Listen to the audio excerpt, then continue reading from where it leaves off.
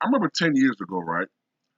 There was this electrifying quarterback with the Denver Broncos, right? Who was so revolutionary. I'm using air quotes when I say that word. Revolutionary in how the quarterback position would be played from now on. We had never seen anything like him before. A quarterback that was more like a running back. Oh man, we had never seen that. Well, yes, we have. We've seen it countless times before with black quarterbacks, scrambling quarterbacks. We've seen this all the time, but it was done better. Whether you're talking about Randall Cunningham or Cordell Stewart or Michael Vick, they had done it better. At least they were connecting on at least more than half of their passes. Tebow mania, right? Which didn't go anywhere. But now we have Lamar Jackson, who is having one of the most successful starts to a career in the history of the NFL. He's I believe, the quickest to 30 wins. Um, he's like, he has the physical gifts that Michael Vick had, but he's a better quarterback than Michael Vick ever was. And last year, he became the youngest ever NFL MVP. But yet, for reasons that we all know, he was hated on intensely last year, intensely for losing in the playoffs. And, people who are,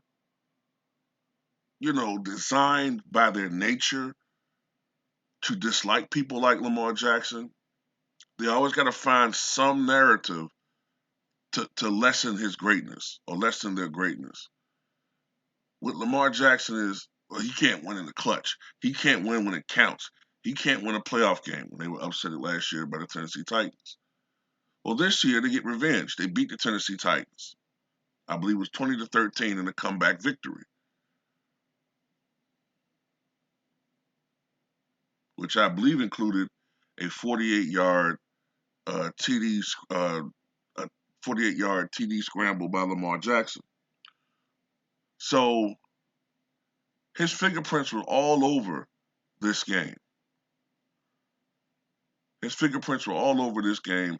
Before tonight's game, I believe the Ravens, under Lamar Jackson's leadership, were 0-6 when they were behind double digits in the game.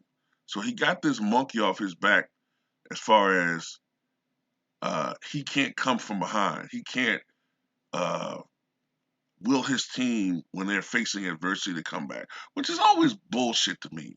You know what I'm saying? Most of the time, his teams are far ahead or ahead.